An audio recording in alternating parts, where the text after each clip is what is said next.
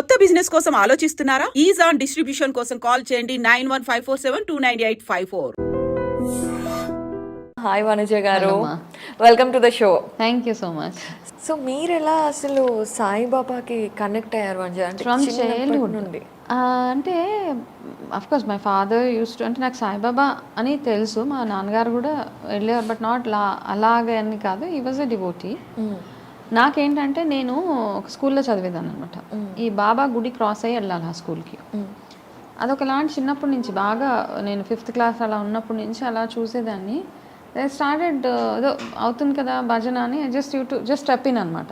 ఇలా టెంపుల్లోకి వెళ్ళి స్కూల్కి వెళ్ళేదాన్ని. అదేమైపోయిందంటే I'm so used to it. అలా అలా వెళ్తూ నేను కొంచెం పెద్దగా అవుతున్న కొద్దీ భజన అవుతుంటే అక్కడ ఉండడము, అండ్ ఆ భజన అవుతున్న 12 o'clock హారతి అవుతున్నప్పుడు అక్కడ బాబా టెంపుల్లోనే ఉండిపోయేదాన్ని వెళ్ళి. మళ్ళీ 6 o'clock అలా అవుతే అలా వెళ్ళి ఉండేదాన్ని. అలా చిన్నప్పటి నుంచి అట్లా ఒక కనెక్ట్, ఒక బిలీఫ్ అనమాట. సో సాయి అన్నది అట్లా మైండ్లో ఉండిపోయింది నాకు. ఇంకా సాయి కంటిన్యూస్ అంటే back of the mind it is there. టెంపుల్కి వెళ్ళడం వరకు నాకు తెలుసు. కొంచెం ఏజ్ వస్తున్నా కొద్దీ, అంటే చిన్నప్పుడు అంతా స్కూలింగ్స్లో అట్లా ఎలా ఉంటుందంటే ఓకే బాబా వెళ్ళాలి, సాయిబాబా ఏదన్నా చిన్నదైనా ఎగ్జామ్స్ అయినా సాయిబాబా అలా అనుకోవడం అక్కడ వరకే ఉండేదన్నమాట. బట్ ఒక ఏజ్ వచ్చిన తర్వాత ఆఫ్టర్ యూనో మ్యారేజ్ అయిపోయి ఇవన్నీ ఓకే, నా లైఫ్లో ఒక 2 పెద్ద ఇన్సిడెంట్స్ అయినాయి, చాలా పెద్దవన్నమాట, టర్నింగ్ పాయింట్స్ అనుకోవచ్చు. వన్ ఐ టైం వచ్చినప్పుడు I will reveal. The other is my health journey. Okay, cancer ఇవన్నీ. ఓకే, అట్లాంటి టైంలో ఐ నెవర్ బ్లేమ్డ్ అనమాట. నేను చిన్నప్పటి నుంచి ఎంత ఎందుకంటే ఎన్నోసార్లు ఆయన నేను నీ కోసం ఉన్నాను అని ఒక ఇది చూపించారు నాకు లైఫ్లో, నా ఎక్స్పీరియన్సెస్లో. అంటే బాబా ఎక్స్పీరియన్సెస్ చాలామంది లైఫ్లో అయ్యాయి. ఎంతోమంది చెప్తారు మేము అవును మాకు కూడా మిరాకిల్ జరిగింది, మా లైఫ్లో కూడా బాబా అనుగ్రహం ఉన్నది అని కొన్ని లక్షల వేల మంది చెప్తూ ఉంటారు మనకి. సేమ్ థింగ్ నేను అలాగానే కనెక్ట్ అయ్యాను అనమాట. అట్లా అయినప్పుడు నా లైఫ్లో ఒక 2-3 నా కర్మానుసారంగా, అంటే నేను పూర్వజన్మలో చేసుకున్న ఏదో కొన్ని పాపాల వల్ల, ఏదో ఒక కర్మ ఫలాల వల్ల ఈ లైఫ్లో నేను కొన్ని చూడాల్సి వచ్చింది. అవి కూడా చూడకుండా చేయొద్దు అని నేను అడగలేను, ఎందుకంటే అవి మనం గోత్రూ అవ్వాల్సిందే లైఫ్లో. ప్రతి మనిషి మనం ఏమంటామంటే మేము ఎంత భగవంతుని పూజిస్తాము, మాకు ఇన్ని కష్టాలు అంటారు, బట్ ఆ కష్టాలు చూపిస్తూనే అందులో నుంచి బయటకు వచ్చే మార్గాన్ని చూపిస్తారు బాబా. ఆ కష్టం వస్తుంది ఎందుకంటే అది రావాలని మన రాతలోనే ఉందన్నమాట. మీరు అంటే పూర్వజన్మలో చేసుకున్న కర్మలను అనుసరించి ఈ జన్మలో మీకు ఈ ఫేజ్ ఆఫ్ లైఫ్ మీరు చూడాలి. బట్ అది చూసిన తర్వాత బాబాని నమ్ముకున్నప్పుడు నాకేమైంది, అట్లాంటివి చూసి ఆయన అనుగ్రహం వల్ల అందులో నుంచి నేను ఈజీగా బయటకు రాగలిగాను. రావడమే కాకుండా ఓకే ఐ హ్యాడ్ క్యాన్సర్ వచ్చిన తర్వాత whom should I blame? Okay వచ్చింది cancer because I had to go through it. Okay, ఒకటి లైఫ్ స్టైల్ ఇవన్నీ పక్కన ఎంత బ్యూటిఫుల్ లైఫ్ స్టైల్ ఉండేది నాది. ఎవరికి అసలు నమ్మలేదు కూడా నాకు క్యాన్సర్ వచ్చింది అంటే, అన్బిలీవబుల్ అనమాట. నీకా ఎలా వస్తుంది నీకు అనేవాళ్ళు. ఎందుకు అన్నీ బాగున్నా వచ్చింది అంటే నీకు రావాల్సింది ఉంది.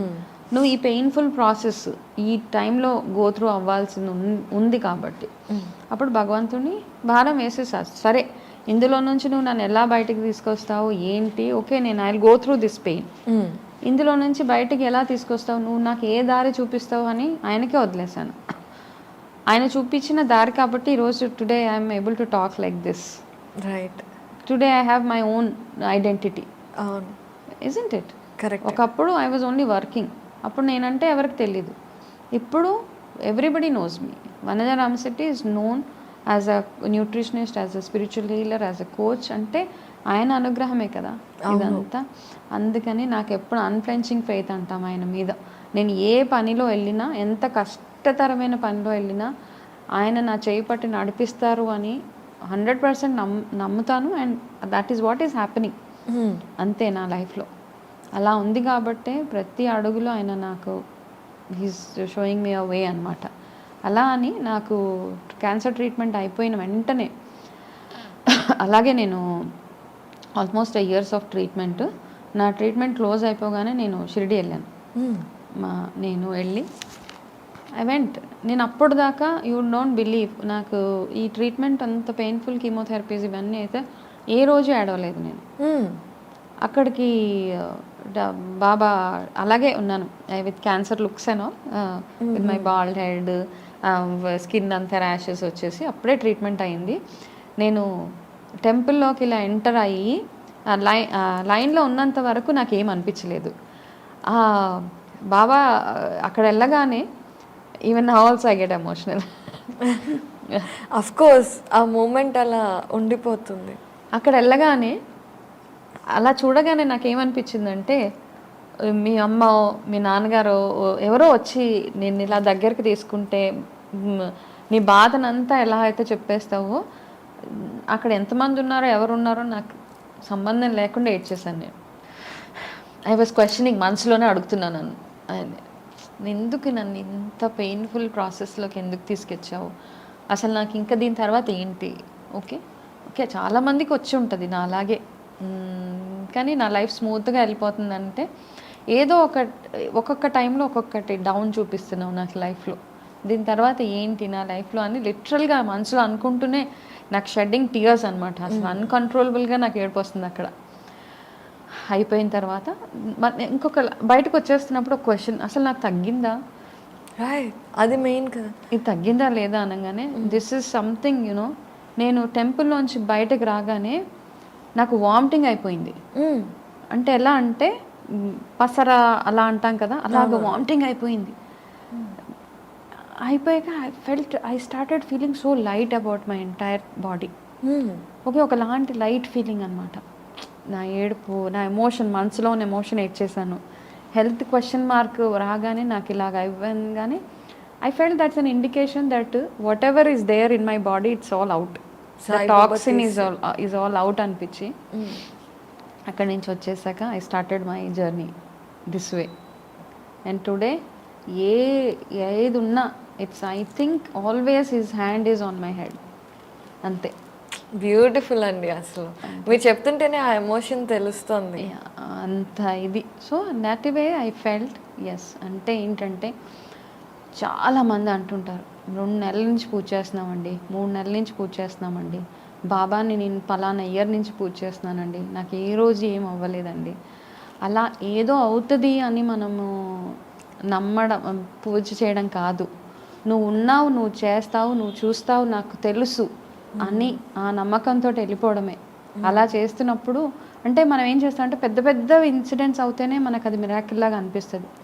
నీ లైఫ్లో నువ్వు చూసే ప్రతి చిన్న మిరాకిల్ కూడా అది ఆయన ఆశీర్వాదమే అని నేను నమ్ముతాను.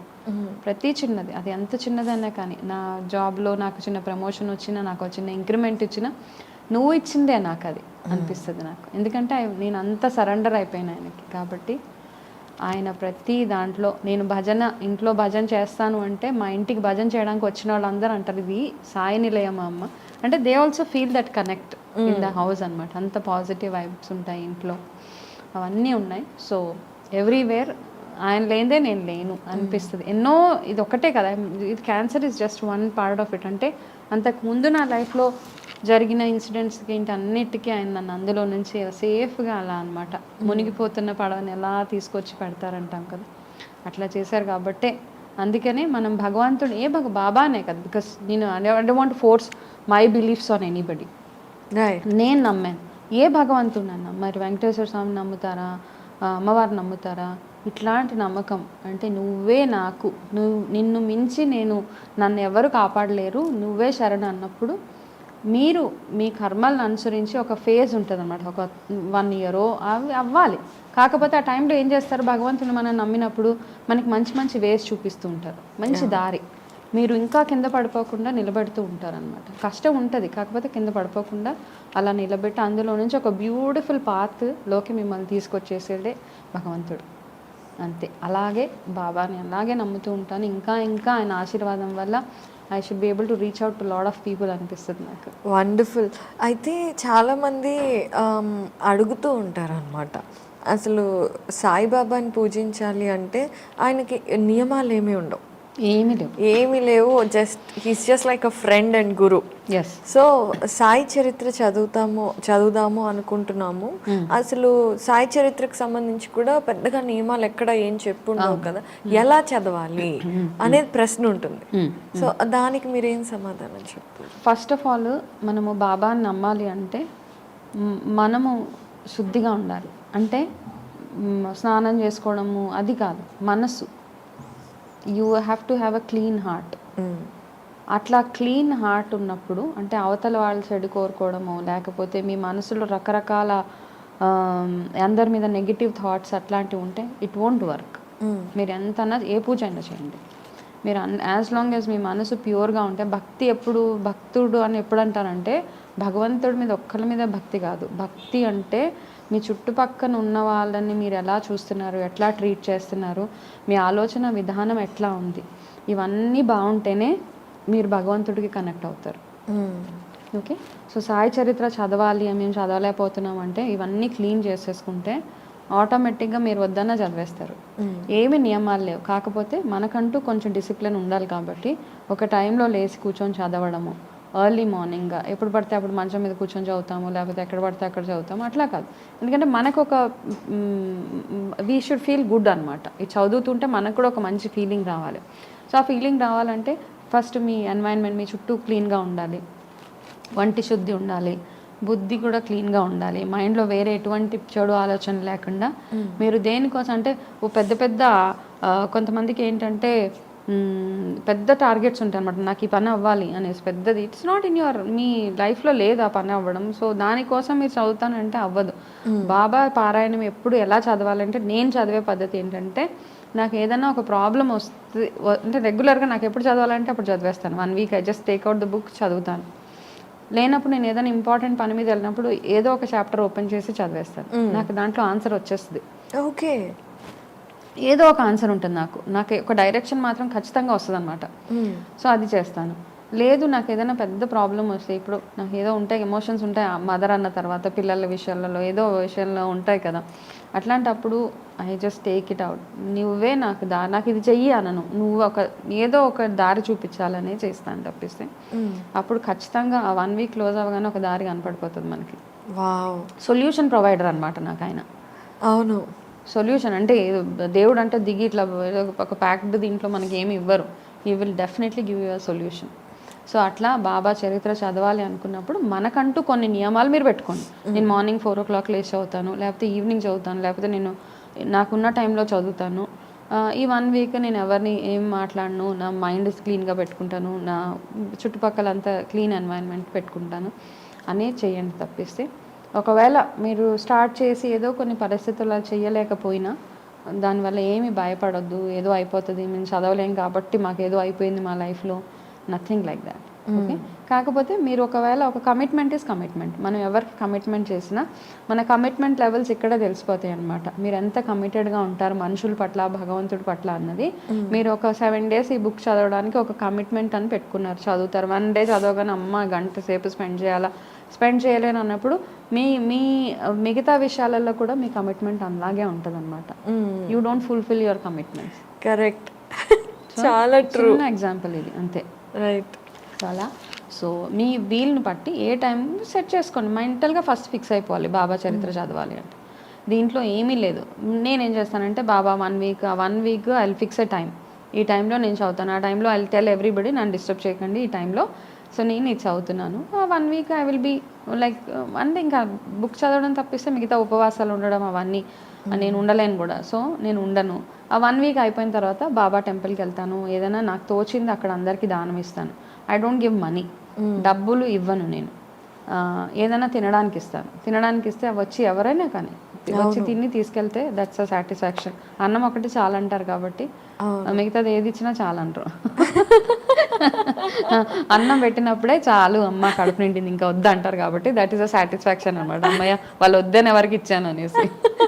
లాజికలీ చాలా ట్రూ అండి, అది సెన్సిబుల్ గా ఉంది. అందుకని అన్నం పెట్టేస్తే సో ఇట్ ఈస్ హ్యాపీ, వాళ్ళకి హ్యాపీ, బాబాకి ఆయనకి ఇష్టమైన పనులు చేయడం అంతే. This how feel connected with God అనమాట. ఏ భగవంతుడైనా కానీ క్లీన్గా ఉండి కనెక్ట్ అయితే ఏ పనైనా అలా అలా ఆయనే మనకి దారి చూపిస్తారు. అయితే చాలా మందికి పాపం అని కాదు కానీ అంటే మామూలుగా కూడా కొన్ని ఎంత కష్టపడినా ఏం చేస్తున్నా వాళ్ళకి ఫలితం దొరుకుతూ ఉండదు.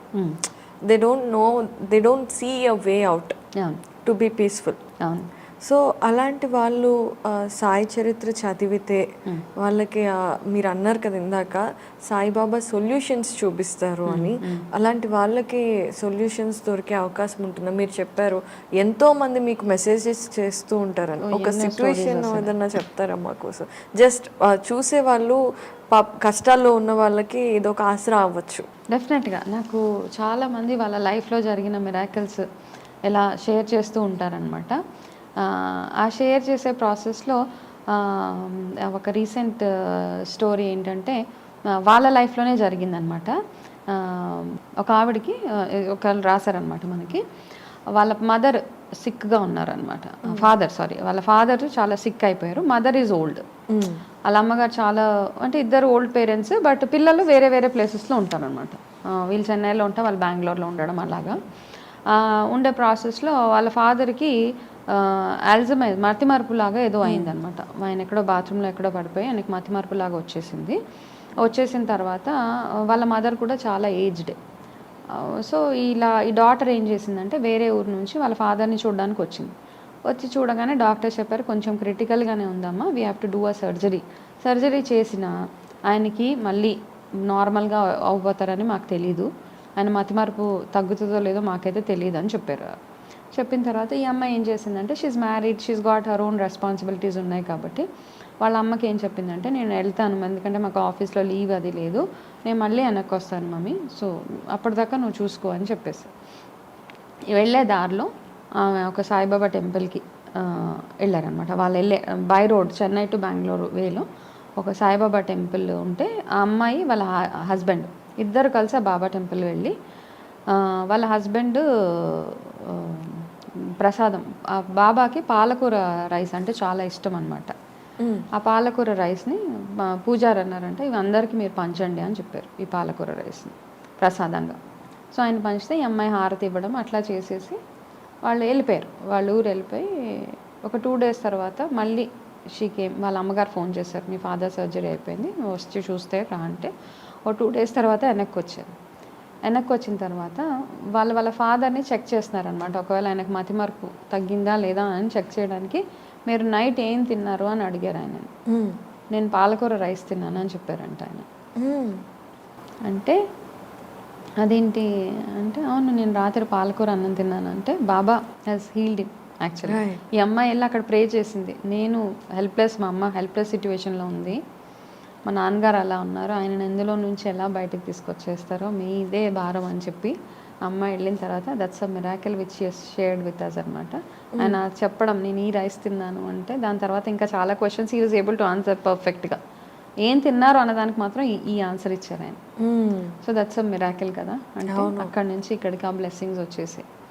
కాబట్టి అలాంటి మిరాకిల్స్ అంటే చాలామంది ఇప్పుడు ఏమంటే ఈ మధ్య చూస్తున్నాం బాబా గురించి ఏదో అంటే ఒక్కొక్కరికి ఒక్కొక్క ఒపీనియన్ ఉంది. కొంచెం యూ డోంట్ బిలీవ్, నేను బిలీవ్ చేయను అని అనేసి it's okay. If you're not believing okay. ఎవరి ఒపీనియన్ని మనం ఇంకొకరి మీద రుద్దడానికి సమస్య లేదు అసలు. మీరు నమ్మట్లేదు అంటే మీరు నమ్మకండి, మీరు నమ్ముతున్నారంటే నమ్మండి, అంతే కదా. నేను నమ్మట్లేదు కాబట్టి మీరు కూడా నమ్మొద్దు అని మధ్య చాలా మంది చెప్తున్నారు. సో అలా అది కరెక్ట్ కాదు కదా. మన సనాతన ధర్మ సేస్ ఇట్స్ ఫ్రీ విల్, ఎవరు నమ్మితే వాళ్ళని, నువ్వు నమ్మిందే నమ్ము, అంతే కదా. ఇప్పుడు నేను చెప్పేవన్నీ ఎవరికైతే nearly they believe in Baba వాళ్ళకి దే కెన్ కనెక్ట్. బిలీవ్ చేయను okay, they see it's a different thing. They might have some other energy to connect with, it's okay. అంతే ఈ ఎనర్జీస్ మాత్రం బ్యూటిఫుల్గా కనెక్ట్ అవుతాయి. సో ఇన్ మై కేస్లో it's happens every time అనమాట. ప్రతి సారి ఏదో ఒక రకంగా నాకు గబగబా అలా అయిపోతూ ఉంటాయి అన్ని పనులు. అండ్ నేనేమనుకుంటానంటే నాది ఏది జరిగినా, నాకు చిన్న దెబ్బ తగిలినా ఏది వచ్చినా అంత నువ్వు ఎలా రాసావో అలాగే అవుతుంది నా లైఫ్, అంతే. సో వనజ గారు, ఇది అంటే ఇప్పుడు మనం ఇలా మాట్లాడుకుంటున్నాం కదా, మనం గుడికి వెళ్ళినప్పుడు సాయిబాబా గుడిలో specially ask a question and take message ఉంటుంది. సో అది చాలా వరకు యాక్యురేట్ గా వస్తుంది అని అంటూ ఉంటారు చాలా మంది. హౌ ఇస్ ఇట్ పాసిబుల్ అండి? అంతే, అది మాత్రం రియల్లీ నేను ఇప్పుడు చెప్పాను కదా, నాకు ఏమైనా ఆన్సర్ కావాలంటే I just open the book చేస్తాను. I do tarot reading of Baba. Okay, Baba cards అని చేస్తూ ఉంటాను. ఆ రీడింగ్స్లో కూడా so many people message me it's 100% accurate అని. అంటే నేను ఇక్కడ ఉన్నాను, బట్ అది నేను చేసేది ఏమీ కాదనమాట. ఆయన ఈజ్ గివింగ్ మీ గైడెన్స్ అంతే. ఆయన ఎలా నడిపిస్తున్నారో అలాగా. అదే కదా, ఎనర్జీ ఉంది అని నమ్మాలి అంటే ఇలాంటివన్నీ చిన్న చిన్న మిరాకిల్స్ అవుతూ ఉంటాయి మన లైఫ్లో. నేనున్నాను అని ఆయన ఇండైరెక్ట్గా ప్రూవ్ చేస్తారనమాట. రైట్, ఇది నేను. సో మనం నమ్మొద్దు అనడానికి, నమ్మలేను అనడానికి ఏమి ఉండదు అక్కడ. అందుకని యాక్యురేట్ ఆన్సర్స్ వచ్చేస్తూ ఉంటాయి మనకి. అండ్ అందులో ఏదైతే వచ్చిందో అలాగే వెళ్ళి చేసేస్తే ఇంకా మన పని కంప్లీట్గా will be able to finish the task. Okay, so spiritual energies గురించి మనం మాట్లాడుకుంటున్నాం, గాడ్తో కనెక్ట్ అవ్వడం గురించి మాట్లాడుకుంటున్నాం కదా. సో చాలామందికి ఈ విషయంలో అంటే మనం దేవుడికి ఏదైనా మొక్కుకుంటే అది తీర్చాలి, అది తీర్చకపోతే పాపం, అది ఇది అని భయాలు ఎక్కువగా ఉంటాయి. సో అసలు గాడ్ అనేది ఒక వండర్ఫుల్ కాస్మిక్ ఎనర్జీ. ఆయనకి ఇలాంటివన్నీ ఉంటాయి. అంటే మనం ఏదైనా ఒకటి అనుకొని అది ఆయనకు చేయలేకపోతే గాడ్కి కూడా కోపం వస్తుందా? See this I answer in a very different way. మనం ఒక దగ్గర మాట్లాడుకున్న కమిట్మెంట్స్.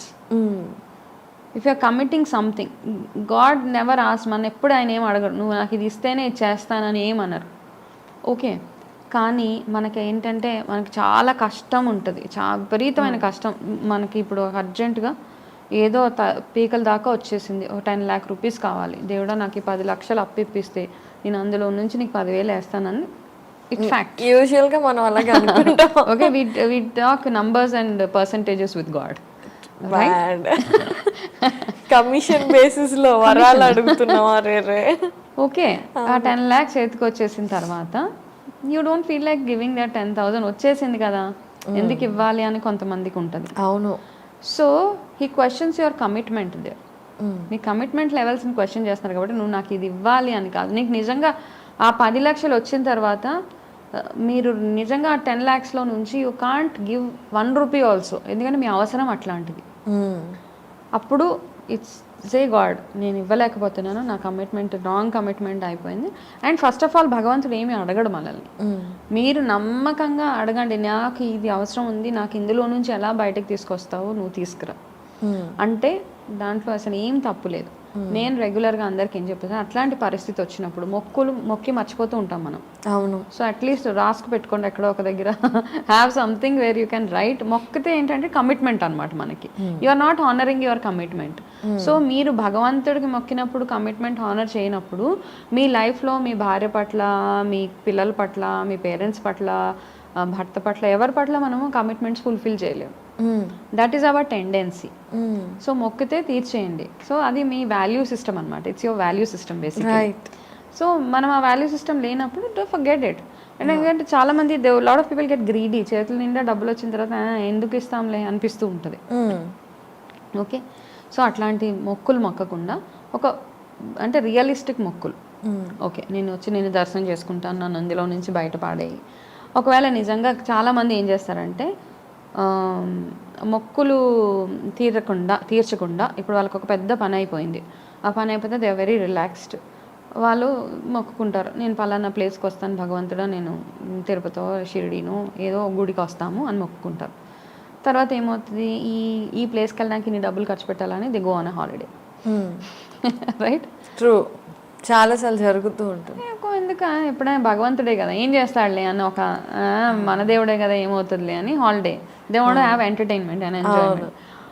అట్లాంటప్పుడు అంటే భగవంతుడు ఏం పనిష్ చేసాడు, but as I said it's your value system అనమాట. ఏది ఇంపార్టెంటో అది చెయ్యండి. అంతేగాని మొక్కులు ఒకవేళ నిజంగా మర్చిపోతాం. మొక్కులు మనకు ఆ ప్రాబ్లంలో ఏదో మొక్కేస్తూ ఉంటాం, మొక్కులు మొక్కుతాం. ఏ గుడి కనపడితే దారంతా మొక్కేస్తూ ఉంటాం, నీకు ఇది చేస్తాను, నీకు అది. ఆఫ్టర్ పని అయిపోగానే we forget everything.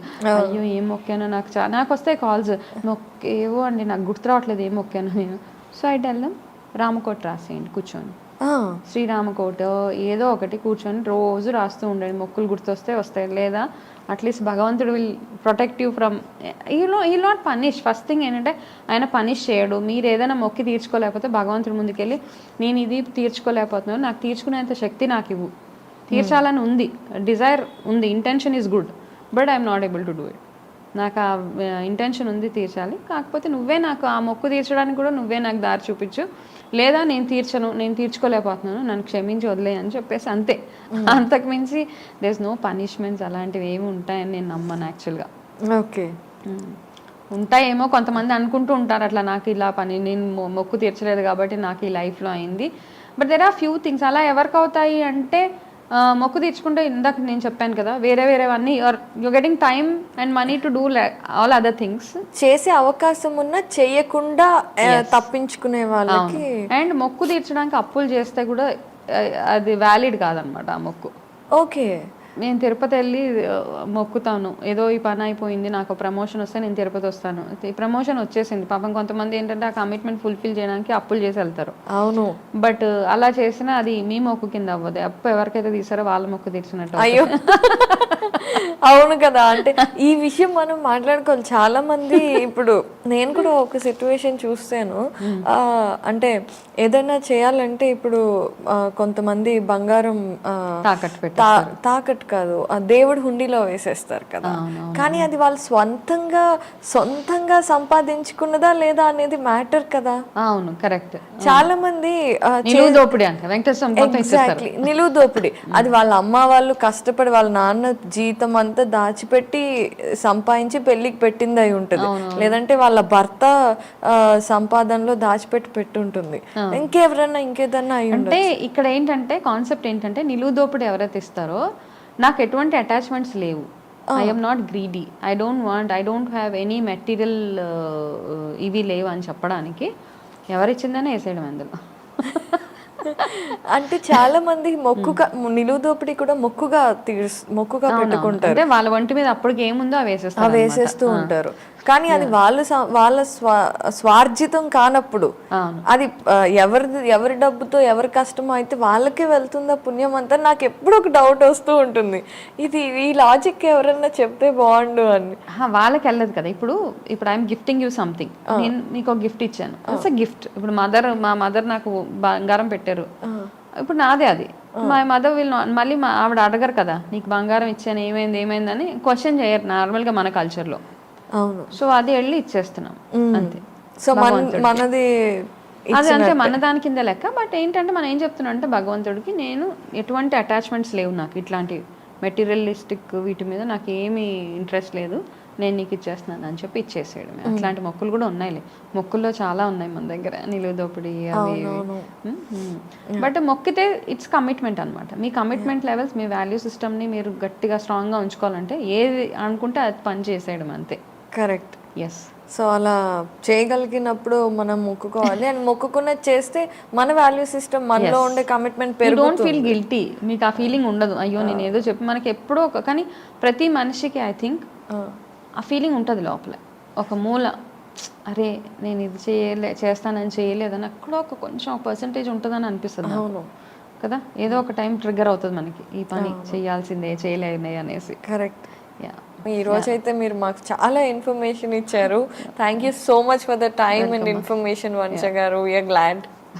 Same here. Thank you so much. And for more videos, please subscribe to iDream. Please subscribe to iDream. Please subscribe iDream. And please subscribe to iDream. For more videos, subscribe to iDream. please like, share and subscribe to the channel. Congratulations, iDream. Subscribe to iDream. Subscribe to iDream. So subscribe to iDream Media. iDream team andarki huge congratulations. Please subscribe iDream Media. Please subscribe to iDream. Subscribe iDream. Please subscribe to iDream. iDream అంటే నా కళల channel subscribe చేసుకున్న నోరు తిరుగుతలేదు, మీరైతే గంట గుర్తు కొట్టండి. For more such videos, please subscribe to iDream. Subscribe to iDream. Please subscribe to iDream. Please subscribe iDream Media. Please do subscribe to iDream. Please subscribe to iDream Media. For best entertainment and information, please subscribe iDream. And don't forget to subscribe to iDream.